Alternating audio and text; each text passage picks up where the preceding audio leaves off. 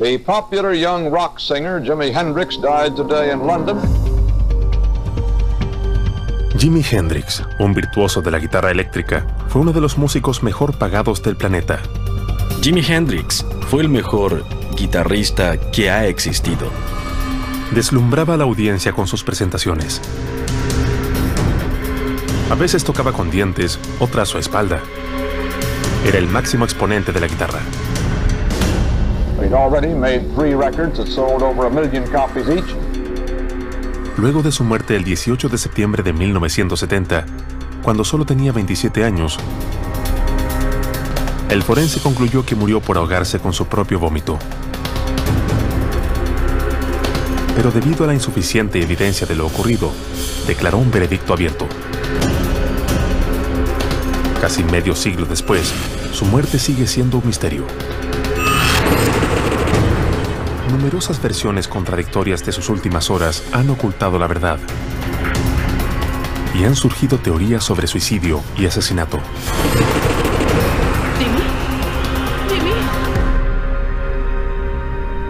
El informe de la autopsia de Jimi Hendrix concluyó que se ahogó con vómito.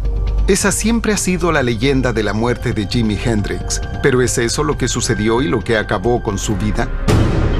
Autopsias de Hollywood. Jimi Hendrix. El doctor Michael Hunter es un patólogo forense de renombre mundial. Ha realizado más de 4.000 autopsias para investigar y revelar las causas de muerte. Hoy es el médico forense en jefe de una de las ciudades más grandes de los Estados Unidos. Este es el informe de autopsia de Jimi Hendrix. Una de las cosas que este informe concluye es que Jimi Hendrix murió por aspirar vómito. Algo que deben saber acerca de este informe es que es muy corto. Ni siquiera alcanza a ser de una página. La cantidad de información aquí es muy escasa y creo que además puede ser errónea. No creo que esta sea la causa de muerte. Necesito investigar otras posibilidades para saber cómo Jimi Hendrix murió.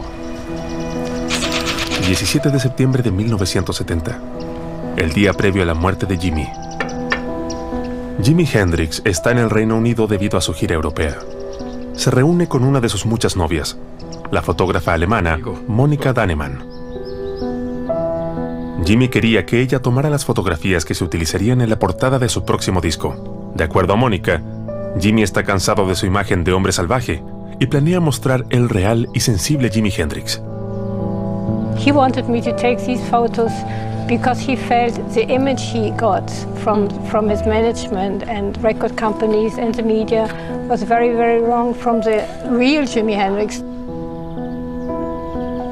Ella le tomó 29 fotos a color, posando con su preciada guitarra Fender Stratocaster. Además, un juego de té chino y una rosa. Estas son las últimas fotos que se tomarían de él. Y Monika Dannemann sería la última persona en verlo con vida.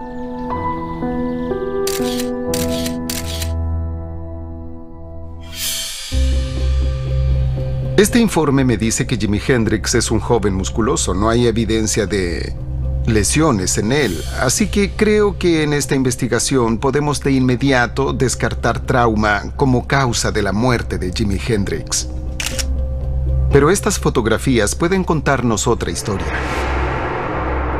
A pesar de verse un hombre físicamente fuerte, las tensas sonrisas de Jimi revelan a un hombre con problemas emocionales. Creo que algo interesante de estas fotos es que mientras Jimi está con una gran sonrisa, la parte superior de su cara, sus ojos, muestran una gran tristeza.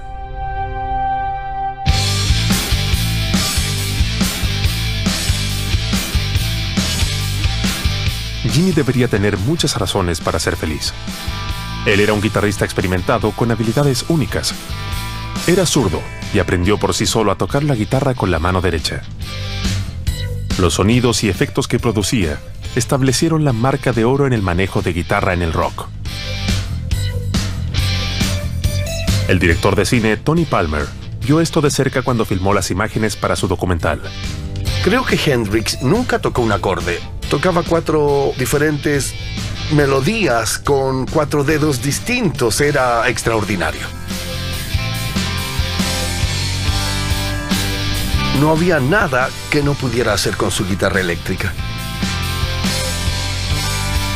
Era infinitamente creativo. Completamente explosiva la forma en que tocaba. Pero sus acrobacias en el escenario atraían toda la atención. Jimmy estaba decidido a concentrarse en una dirección nueva y seria para su música. Él no quería estar en el escenario golpeando guitarras o pateando los amplificadores. Sin embargo, logró llenar recintos y ayudó a vender discos, por lo que la directiva estaba decidida a seguir en esa dirección.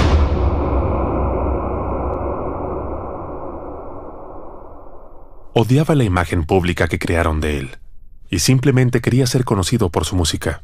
La adulación lo avergonzaba. Personalmente era muy tímido, no le gustaba que lo adularan como músico. Parte de esto estaba relacionado con su pasado en la pobreza. Johnny Allen Hendrix nació el 27 de noviembre de 1942 en Seattle. Fue el único hijo de un hombre alcohólico y de una joven madre que casi siempre estuvo ausente. Cuando un niño es pequeño, necesita tener ese sentimiento de seguridad que es digno de amor. Si observa la vida de Jimmy, que en efecto fue abandonado por quien debía ser la persona más importante en su vida, su madre, claramente le afectó mucho. Sin embargo, Jimmy encontró refugio en la música. En 1957, luego de ver una presentación de Elvis en Seattle, su padre le compró su primera guitarra. Cerca de 1967 ya era conocido. Jimmy era un hombre completo. Podía tocar mejor que nadie más. Podía cantar, escribir canciones. Además, debía lucir la ropa. Era asombroso. Las mujeres lo adoraban, los chicos también. Él era muy sensual y también algo exótico.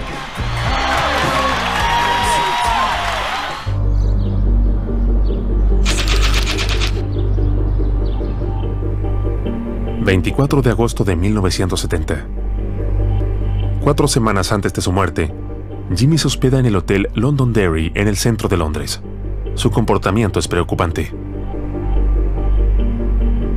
En la habitación contigua, su exnovia, Kathy Etchingham, llega para ver a 2 amigas de Jimmy, Angie Burdon y Devon Wilson. Jimmy se volvió loco y nos hizo salir de ahí. Habían pasado la noche con Jimmy, pero cuando amaneció, él las echó completamente desnudo. En la habitación de Jimmy, a Kathy le preocuparon otras cosas. ¿Qué pasa aquí? La habitación está sofocante. Pero sintiendo mucho frío, Jimmy sube la temperatura. Aquí en el informe de autopsia tiene claramente dilatado el lado derecho de su corazón. La pregunta es ¿por qué? Y él está en una habitación bastante tibia, pero tiene frío. Eso podría indicar que tiene fiebre o una posible infección.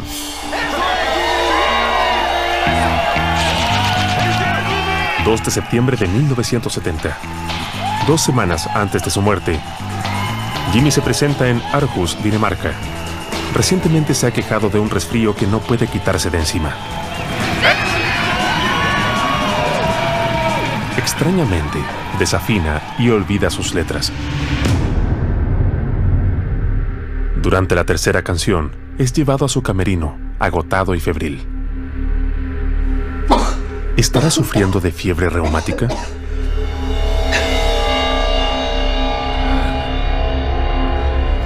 Jimmy debe sufrir de una infección que lo condujo a una fiebre reumática, la que puede provocar problemas cardíacos graves. En los casos más graves de fiebre reumática, el corazón puede resultar tan dañado que no es capaz de bombear sangre a través del cuerpo. Esto puede provocar falta de oxígeno, insuficiencia cardíaca y posiblemente la muerte. Para diagnosticar fiebre reumática hay que examinar cuidadosamente el corazón. Se examinan las válvulas cardíacas y el miocardio para ver si existen irregularidades o inflamación. En este caso en particular todo está normal, por lo que se puede descartar la fiebre reumática. Pero la dilatación de su corazón podría ser un indicio de una infección mortal. Hospitals in London and many parts of the country have been sending out a desperate plea for help. En 1970, un virus mortal conocido como gripe de Hong Kong atacó a la capital británica. Este virus ataca al sistema respiratorio. Se acumula mucosidad en el interior de la nariz, la garganta y en los senos paranasales para combatir la infección. Si esto llega a los pulmones, puede causar neumonía, la cual, si no es tratada, puede ser fatal.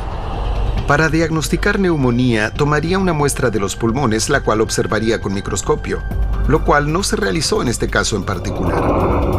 Sin embargo, alguien con una neumonía activa sería hospitalizado, por lo que podemos descartar la neumonía como una posible causa. Así que ahora concentraré mi atención en otra cosa que pudo causar esta dilatación en el corazón: drogas. Jimmy era un gran consumidor de drogas. Podía tomar píldoras, también podía fumar, consumir cocaína, de todo. Era un profesional, un consumidor profesional. Jimmy fue catapultado al mundo del rock and roll y la droga en 1966, cuando fue descubierto por Chas Chandler, bajista de la banda de rock The Animals. Ahí fue cuando lo conocimos por primera vez, cuando Chas lo vio esa noche. Y un mes después estábamos en Inglaterra. En 1967, Jimi Hendrix Experience fue formada en Reino Unido, y los sencillos Purple Haze y Voodoo Child llegaron a la cima de las listas. Chas llevaba a Jimmy al estudio, y sin drogas no podía lograr el sonido que querían. Jimmy podía tocar mejor la guitarra cuando estaba drogado. La droga que potenciaba el estilo psicodélico de Jimmy era la dietilamida de ácido lisérgico, más conocida como LSD. But at just this moment, neither he nor I know the direction or destination of the trip we're about to take together. He told me that he experienced with drugs at an earlier stage, but not with heavy drugs like heroin. LSD he took, because at that time people thought it would expand your mind and it would your spiritual, because he was a very, very spiritual man. El LSD es una droga alucinógena. Lo que hace en efecto es intensificar el estado en el que te encuentras. Si estás en un lugar feliz, te hace más feliz. Logra que los colores que ves sean más vibrantes y que lo que escuchas sea más claro. Y creo que si eres un alma creativa, como lo fue Jimi Hendrix, esto puede ser algo bastante interesante, porque puede lograr inducirte a toda esa creatividad. Y por otro lado están los malos estados de ánimo, y si consumes la droga en ese estado, dado que el ambiente o el ánimo es bajo, eso se intensificará. Las personas suelen hablar de los viajes malos como algo terrorífico. El informe de autopsia no muestra evidencia de LSD en el cuerpo de Jimmy al momento de morir, por lo que el LSD probablemente no desempeñó un papel importante en su muerte. El LSD actúa en la percepción y no en la fisiología, por lo que podemos descartar el LSD como causa de muerte. En 1969, un año antes de su muerte, Jimmy fue arrestado en el aeropuerto de Toronto, acusado de posesión de heroína. Más tarde todo se aclaró, pero el incidente provocó rumores de que Jimmy consumía heroína. La heroína es un conocido asesino, y en los años 70 usualmente se inyectaba. Debido a esas inyecciones, comúnmente se veían marcas en el pliegue del brazo, lo cual no se observa en Jimmy. Además, cuando ves la toxicología, no existe evidencia de morfina en su organismo al momento de morir. La morfina es la base de la heroína, es lo que observamos en los consumidores. Dado que no se encuentra aquí, creo que podemos descartar la heroína como causa de su muerte. Pero en 1970, mientras su reputación crecía y su carrera era cada vez más exigente, Jimmy comenzó a depender de la cocaína. Ese fue un mal momento para Jimmy. Trataba de ser creativo. La cocaína no es una droga para la creatividad o para la inspiración. Es casi una droga para enfrentar el día a día. Para confirmar el consumo de cocaína, estoy buscando cocaína o benzoilecgonina, el metabolito primario de la cocaína, tanto en su sangre como en su orina, y no estaba presente, por lo que no consumió cocaína en las horas previas a su muerte. El informe de autopsia muestra que tenía 46 miligramos por cada 100 mililitros de alcohol en su orina.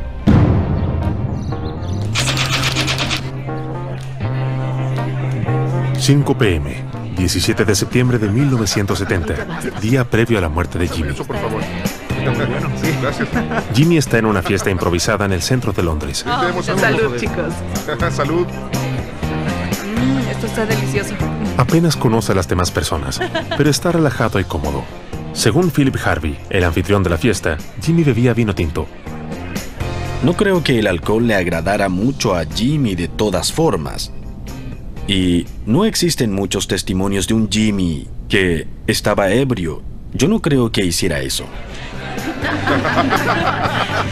Pero esta vez, Jimmy está bebiendo mucho más de lo normal.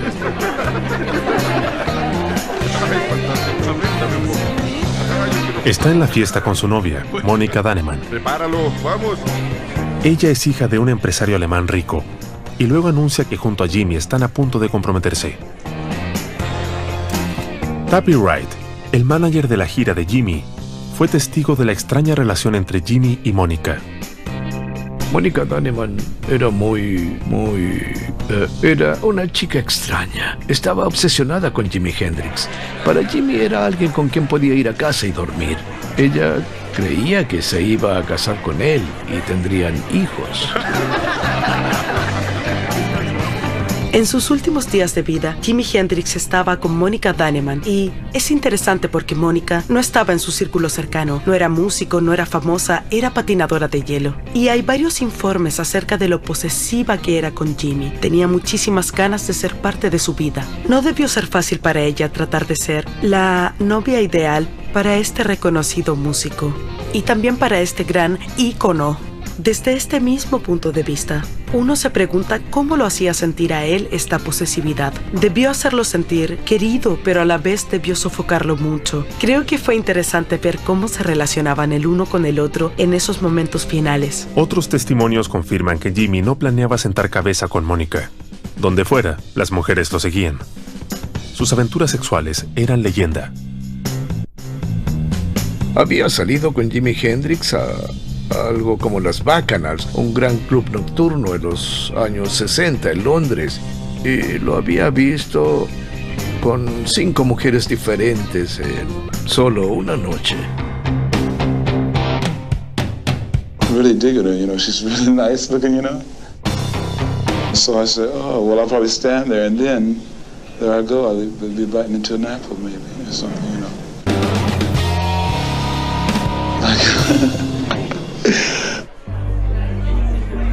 Durante la fiesta en la tarde previa a su muerte, el encanto de Jimmy es el mismo de siempre. Es muy guapo.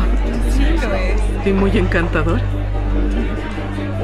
2 mujeres jóvenes sucumben ante su carisma y los celos de Mónica aumentan. Durante toda la tarde y la noche, Mónica no quería que Jimmy estuviera con ninguna otra persona más. La ponía muy nerviosa. Sintiéndose estresado y sofocado por Mónica, comienza a beber en exceso. La toxicología muestra que Jimmy bebió antes de su muerte. Tenía 46 miligramos por ciento de alcohol en su orina y 5 miligramos por ciento en su sangre. Estos son niveles muy bajos, porque creo que si está intoxicado, debemos encontrar otro culpable. Hay otro indicio aquí. También se identifica anfetamina en su orina. 18 de septiembre de 1970, 2:30 de la mañana, día de la muerte de Jimmy. Jimmy se despide de Mónica. Para librarse de ella, la deja en el hotel Samarkand y se va a otra fiesta. Luego de haber pasado la tarde y la noche bebiendo, sintiéndose estresado y agotado, Jimmy comienza a vivir sus últimas horas. Creo que Jimmy estaba en algo como el ojo del huracán, y todo eso se debía a que habían muchas personas a su alrededor que no eran muy agradables. Jimmy ahora está con su entorno familiar, incluyendo a su exnovia Devon Wilson, una de las mujeres que Jimmy echó de su habitación del hotel hace 4 semanas. Si tuviera que describir la relación entre Devon Wilson y Jimi Hendrix, bueno, yo podría decir que ella era su Ella saldría y conseguiría todo tipo de chicas para Jimi. Y a Jimi le gustaba eso. Y por esa razón eran buenos amigos. Podía darle algunas drogas. Y podían drogarse junto a un par de mujeres. Y así él era feliz. Mira lo que tengo.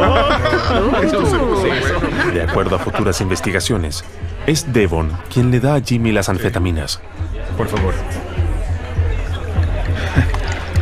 La anfetamina es un potente estimulante del sistema nervioso central. Fantástico. Funciona incrementando la actividad de los neurotransmisores del cerebro para aumentar la libido, la vigilia y la euforia. La evidencia forense respalda esta información. El informe de autopsia menciona la presencia de Durofet. En los años 60, el Durofet era vendido en las calles como Black Bomber. Jimi mezcla alcohol y anfetaminas, lo que puede llevar a un estado que, inducido por drogas, perjudica seriamente su juicio. Solíamos enojarnos con Jimi porque decíamos: Jimi, tú no sabes lo que esta gente te da, podría matarte. Nuestro conocimiento de lo que las drogas provocan al cuerpo, especialmente cuando se mezclan con alcohol, era totalmente incorrecto. No sabíamos nada. No sabíamos que si bebes y consumes drogas, podrías meterte en problemas. Ups, ¿a dónde va? A las 3 a.m., Jimi vuelve al hotel de Mónica, el Samarkand en Notting Hill.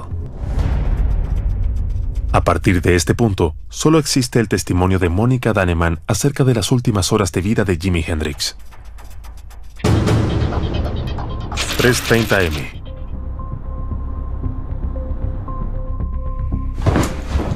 Mónica dice que prepara una cena, la cual Jimi no come.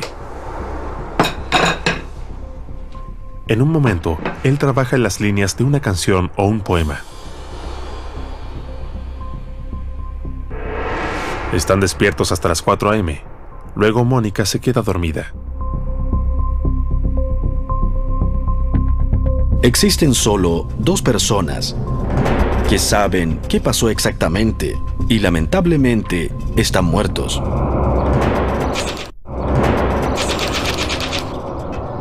Entre las 9 y las 10 de la mañana del 18 de septiembre de 1970, ¿Jimi? Monica Dannemann despierta. No podía despertar a Jimi, ¿Jimi? pero ella dijo que aún respiraba. ¿Jimi? ¡Jimi! Se da cuenta que ha vomitado.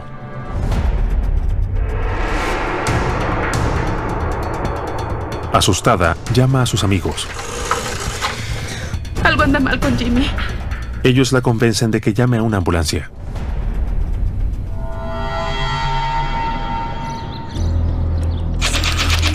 A las 11:18, una llamada al servicio de ambulancias del Hotel Samarkand es oficialmente registrada. Hola, ¿puedo oírme? ¿Puede abrir sus ojos? Somos los paramédicos. Al llegar, los paramédicos intentan reanimar a Jimi.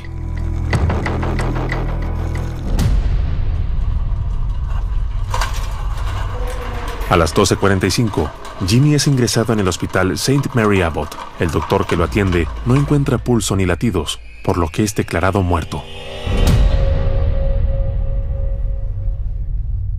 The popular young rock singer Jimi Hendrix died today in London. Estaba con mis abogados cuando el conductor llega y dice: no hay prisa, está muerto. Y dije: ¿quién está muerto?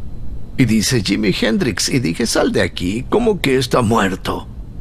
Dijo: está muerto. A los 27 años ha muerto. He'd already made 3 records that sold over 1 million copies each, and his harsh voice and throbbing electric guitar were major attractions around the world. Recuerdo escuchar la radio en completa incredulidad, asombrado de que este poder, esta fuerza vital, se acabara. Es como si alguien apagara la luz. No sabía cómo, ni tampoco por qué. La conclusión oficial de la autopsia de Jimi Hendrix fue que murió de asfixia por vómito en estado de embriaguez. Pero el forense se retractó y declaró un veredicto abierto. He examinado muy detalladamente este informe de autopsia y no hay nada que justifique la conclusión de que Jimi en este punto estaba ebrio o de que se haya asfixiado con su vómito. Sin embargo, he estado observando esta declaración realizada por el médico de urgencias que se encargó de Jimi. Él menciona que hay una considerable cantidad de alcohol en su faringe y laringe, lo que significa que hay alcohol en su garganta. Esta es una declaración confusa y nos conduce a la inquietante teoría de que Jimi Hendrix fue asesinado.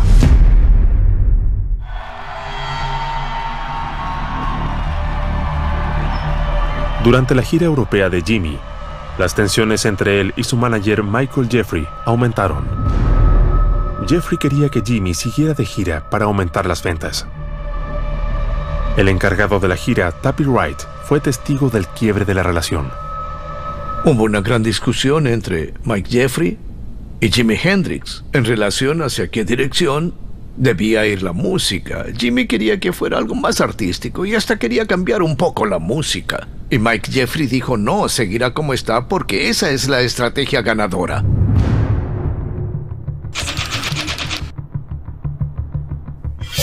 ...17 de septiembre, día previo a la muerte de Jimi. Testigos en el Hotel Cumberland, donde Jimi tenía su habitación, informaron que él volvió para realizar algunas llamadas. Sí, es Jimi. Una de esas es a su abogado, el cual comparte con Mike Jeffrey. Jimi decide dejar a Jeffrey. Jimi no solo pidió a sus abogados que redactaran documentos para anular el contrato del manager, sino que también llevó a Mike Jeffrey a la corte de Nueva York por estafa. Jimi Hendrix era la única fuente de ingresos de Mike Jeffrey. Podía hacer todo tipo de tratos gracias a Jimi Hendrix, quien era el mejor artista de Estados Unidos. Así que sin Jimi, Mike estaría prácticamente en bancarrota. Jeffrey había pedido dinero prestado para comprar y transformar un club en un estudio de grabación en la ciudad de Nueva York. Con sus deudas acumuladas y una póliza de seguro muy lucrativa, teorías sugieren que tenía un motivo para asesinar a Jimi. Mike Jeffrey me enseñó cómo lo hizo.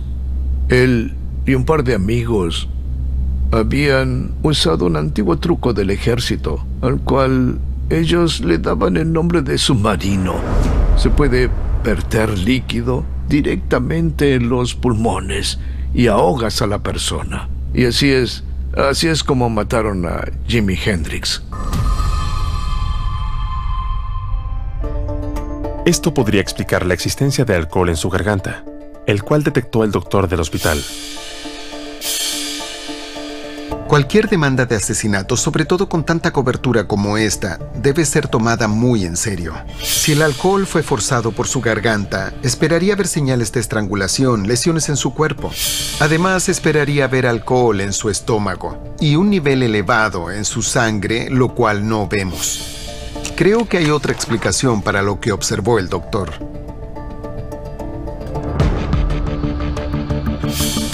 Durante y después de morir, los gases pueden forzar la salida de algunos fluidos desde el intestino hacia los pulmones.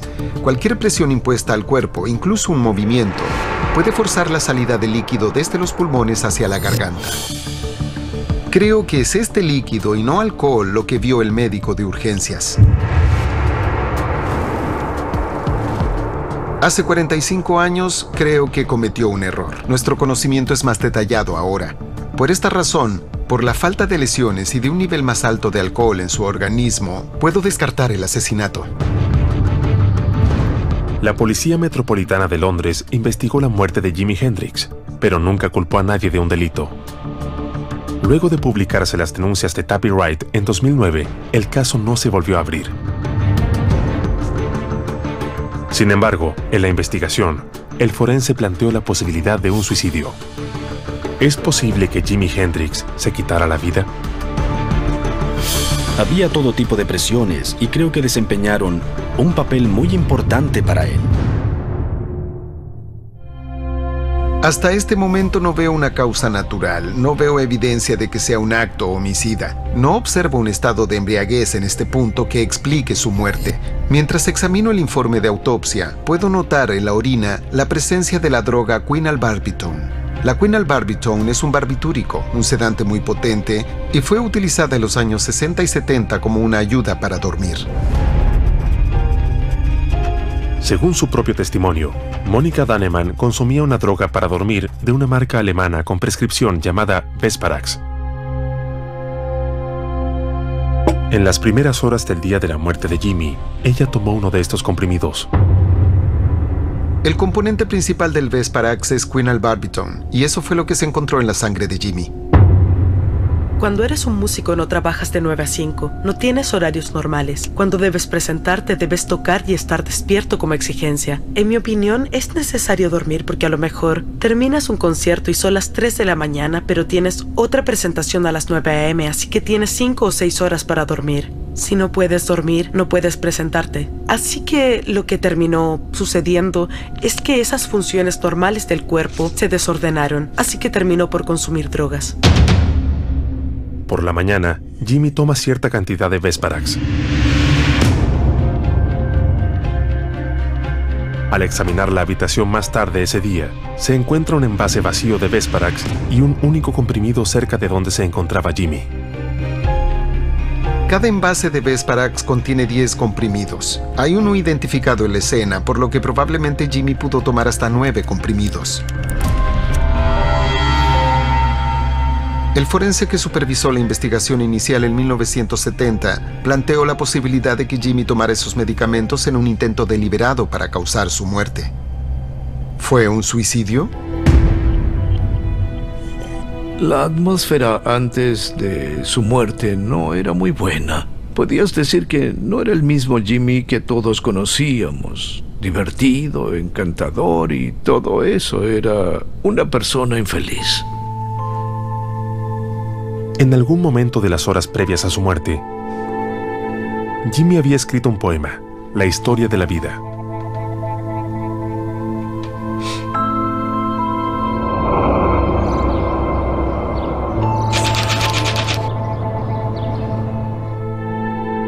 Al día siguiente, un amigo de Jimmy, el cantante Eric Burdon, encuentra el poema. La línea final es una versión sombría del término del amor. Eric estaba convencido de que Jimi Hendrix se suicidó. Eric fue el único que pudo ver estas letras. Eric obviamente pensó que era una nota suicida escrita en forma de poema.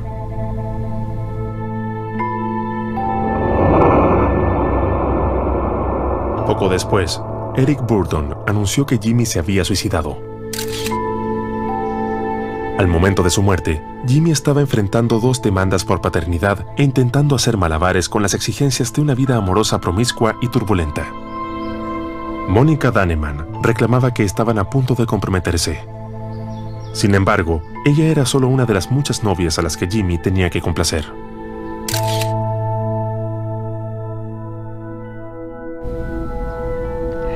Sí. Y eso no era todo. Luego de varios conciertos decepcionantes en su gira europea, Jimmy se veía abatido y confuso durante las entrevistas de la prensa. Él comentó a un periodista que no estaba seguro que viviría hasta los 28 años. Se veía muy agotado. Agotado debido al cansancio físico, agotado de las presiones constantes de cumplir con algo extraordinario, y creo que él se estaba alejando tan rápido como podía. Había más presiones, las cuales no supe en el momento, con la familia, complicaciones con su manager, con su compañía discográfica, todo recaía en él al mismo tiempo. ¿Eran estas reflexiones de un suicida? En muchas ocasiones de nuestra vida, nosotros realmente podemos superar el dolor, superamos la adversidad, y eso es lo que nos da el ímpetu, el impulso para lograr cambios. Así que la idea de que Debido a que Jimmy estaba pasando por un periodo complicado, sería inevitable que él se desanimara, que estuviera deprimido, y eso no es cierto. Lo que sabemos acerca de estas últimas semanas es que él parecía cambiar positivamente. Empezaba a cambiar, o al menos a pensar acerca de los cambios, posiblemente cambiar a su manager, también en la nueva dirección que tomaría su música. Esta es una señal de alguien decidido. ¿Sabes qué? Lo que he estado haciendo no funciona. Necesito un cambio positivo. Declaraciones de testigos de la fiesta a la que fue el día previo a su muerte describen cuán optimista estaba acerca del futuro. He leído rumores, informes y declaraciones ridículas acerca del suicidio. Creo que no tienen sentido. Creo que amaba la vida, amaba a las mujeres, amaba el alcohol, amaba tocar, amaba la música, amaba todo. En exceso. Y ese era el gran problema. Si no quería quitarse la vida, ¿por qué tomó 9 comprimidos? En esa época, las píldoras para dormir del Reino Unido eran mucho más suaves que el Vesparax alemán. ¿Es posible que Jimmy solo quisiera dormir? Esto había pasado anteriormente en la gira europea, donde se había sentido muy mal y solo tomó unas píldoras, comprimidos para dormir con vino tinto, porque se sentía depresivo y miserable. Algunas personas han dicho que fue un tipo de intento de suicidio, pero no hay evidencia de eso. Fue probablemente solo una manera de desconectarse del mundo. Jimmy estaba estresado, era infeliz y le preocupaba su música. Pero no hay nada más acerca de él o de la escena que indique que intentó quitarse la vida. Estoy acercándome a la verdadera causa de muerte de Jimmy, pero además quiero saber por qué el informe de autopsia concluyó que aspiró su propio vómito. 3:30 am, 18 de septiembre de 1970. Luego de volver al hotel Samarkand, Jimmy se siente hiperactivo por los efectos estimulantes al tomar una anfetamina Black Bomber. No puede dormir. Había visto a Monica Dannemann tomar un comprimido de Vesparax para dormir y decide seguir su ejemplo. En esa época, era muy común que los sedantes fueran prescritos, por lo que la idea de que fueran peligrosos no estaba en las mentes de las personas de 1970. Esto es algo que el doctor me dio para poder relajarme. No me causarán daño, y eso era algo terrible en esa época. El Vesparax contiene el barbitúrico quinalbarbiton, el cual es 2 veces más fuerte que otras píldoras para dormir. Así que, por ejemplo, si él tomó 8 o 9 de estos comprimidos, es mucho más de la dosis recomendada para este medicamento. No creo que Jimmy estuviera informado de las dosis en general. Creo que debió pensar como muchas personas hubieran pensado en cuanto al número de píldoras. Una píldora te pone soñoliento. Si realmente quieres dormir, tomarás más alcohol. No creo que haya sido más complicado que eso.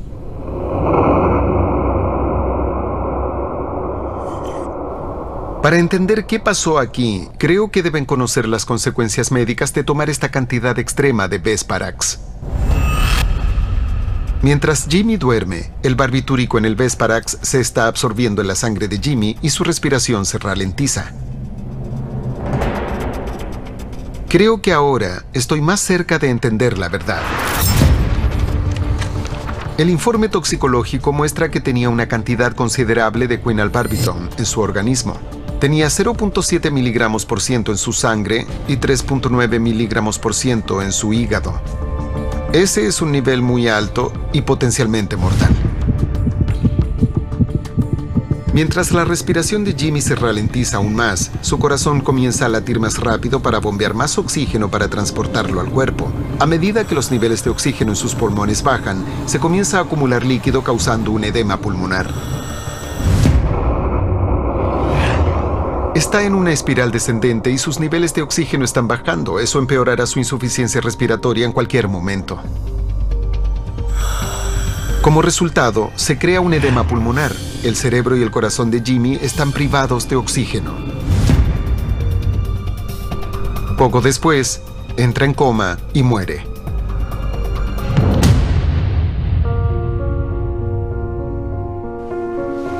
Jimmy. ¡Jimmy! ¡Jimmy! No tengo duda de que el Vesparax es lo que mató a Jimmy. Que haya aspirado su vómito no es lo que causó su muerte. Jimmy sí aspiró un poco de vómito, pero solo cuando su cerebro ya había sido dañado de forma irreparable y mortal.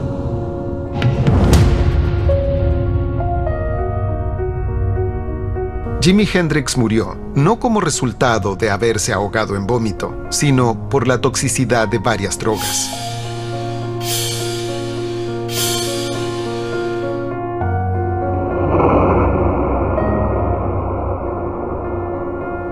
Las drogas que tenía en su organismo, principalmente la quinalbarbiton, lo condujeron a una insuficiencia respiratoria y a su muerte. Para mí fue un trágico y horrible accidente. El año que Jimmy murió, en Reino Unido, 1000 personas murieron en circunstancias similares a causa de sobredosis accidental de barbitúricos. El cuerpo de Jimmy fue llevado a su ciudad natal, Seattle, Washington, y sepultado el 1 de octubre de 1970.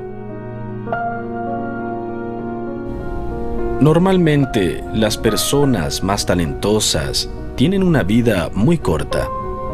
Jimi Hendrix fue, sin dudas, el músico contemporáneo más influyente del siglo XX, sin dudas.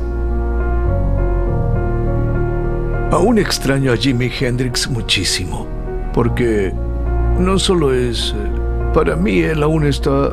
Aún siento que está aquí, porque tomo una revista, me llegan correos, mensajes, y en todo siempre está Jimmy, Jimmy, Jimmy, Jimmy, Jimmy. El mundo es un lugar miserable sin Jimmy.